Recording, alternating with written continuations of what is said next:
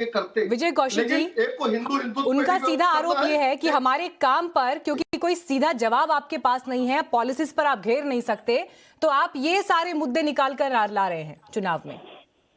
और इसमें नया जो इस सीरीज में जुड़ा है वो है फोन टैपिंग। देखिए, बगल में छुरी मुंह में राम राम, भाजपा का यही है काम। इनके पास विकास के नाम पर कुछ नहीं है काम, इसलिए भगवान शिव और भगवान जय श्री राम। तो राम का सहारा कौन ले रहा है, भगवान शिव का सहारा कौन ले रहा है? क्योंकि जिनके पास विकास को लेकर बताने के लिए कुछ है ही नहीं।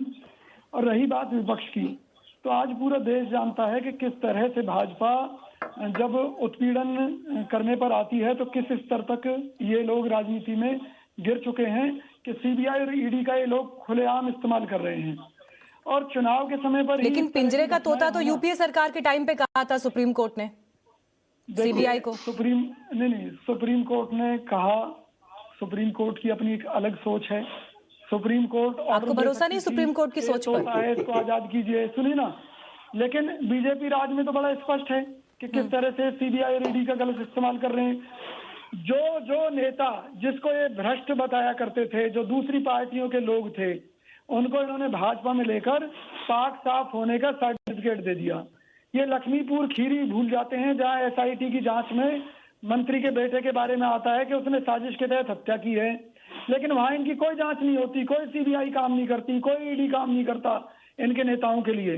लेकिन जो विपक्ष में है वो इनके टारगेट पर रहता है।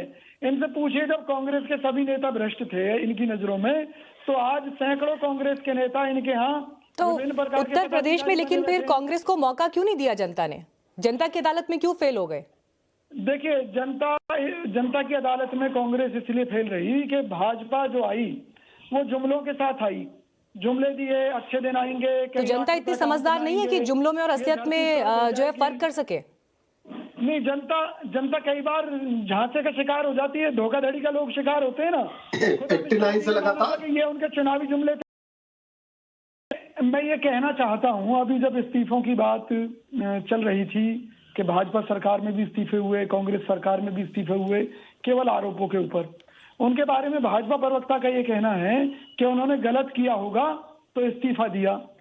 मैं तो हैरान हूं कि ये अपने आप में सुप्रीम कोर्ट बने हुए हैं। अगर इस्तीफा देना आदमी के अपराध की स्वीकृति है, मिर्जापुर याद है, दे देनी चाहिए थी। प्रियंका वाड्रा जी की सारे पे संदीप सिंह एक चैनल के मुद्दा केवल ये है, इस्तीफा इसलिए मांगा जाता है ताकि वो अपने बेटे के पक्ष में दबाव न बना सके। इसी मामले में टेनी जी से इस्तीफा मांगा जा रहा है कि भाई टेनी जी इस्तीफा दें। स्वामी चिन्मयानंद से इस्तीफा क्यों लिया गया? दूसरे और नेताओं से इस्तीफा क्यों लिया गया? मैं तो ये समझता हूँ, भाजपा का एक सीधा सा कहना है कि दूसरों ने अगर डांके डाले हैं तो इन्हें डांके डालने की छूट मिलनी चाहिए। दूसरे लोगों को अगर हत्या करने का वो मौका मिला है तो इनको भी हत्या करने का मौका मिलना चाहिए। लेकिन कांग्रेस की नीति है। लेकिन विजय जी, आप पैनल पर बैठकर जो तमाम बिंदु उठा रहे हैं, सवाल तो आपसे भी ये बनता है ना, अगर आप इन मुद्दों पर बीजेपी को क्रिटिसाइज कर रहे हैं तो फिर क्यों आपके नेता भी हिंदू और हिंदुत्व के डिफरेंस को बताने के लिए मंच पर पहुंच रहे हैं, रैली करते हैं महंगाई पर और डिफरेंस बताते हैं हिंदू और हिंदुत्व का? वो इसलिए करते हैं क्योंकि आज देश की आप क्यों नहीं जनता के मुद्दों की बात कर रहे हैं? और भारतीय जनता पार्टी किस आधार पर राजनीति करती है? हिंदू और हिंदुत्व के नाम पर। अरे सर, आप कांग्रेस के लिए जवाब देने के लिए आए हैं, आप बीजेपी के लिए जवाब देने के लिए नहीं आए हैं। मैं आपसे ये पूछ रही हूँ कि आपकी पार्टी के नेता महंगाई के लिए रैली करने जाते हैं और हिंदू और हिंदुत्व का डिफरेंस क्यों बताते हैं?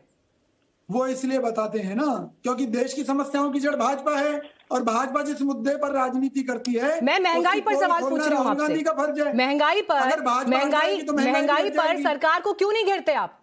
और महंगाई के लिए जो रैली करते हैं, क्या वो रैली सिर्फ छद्म रूप से एक रैली है?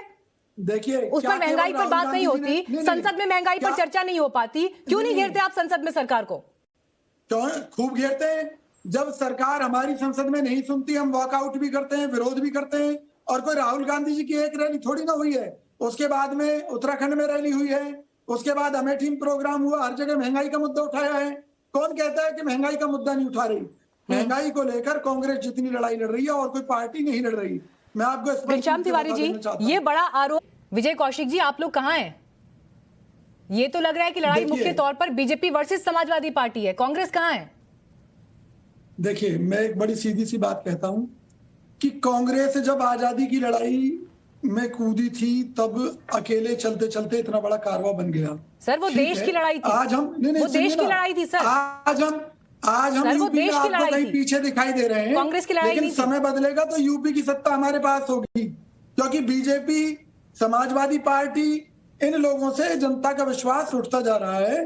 कांग्रेस ने अगर इतने समय शासन किया है इस देश पर, तो अपने जो समाज की जो सोच थी हमारी सर्वभौमत्व सुखना की, उस नीति के तहत हमने जो विकास कार्य किए, जो जनता के लिए काम किए, उनके दम पर हम हमेशा सत्ता में आए, बार बार आए।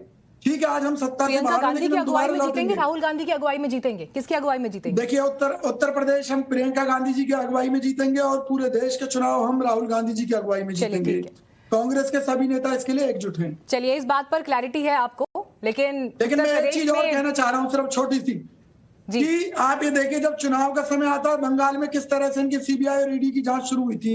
अब इनसे पूछिए वो जांच कहाँ चली गई चुनाव खत्म होने के बाद में। सर इसी बिंदु से डिबेट की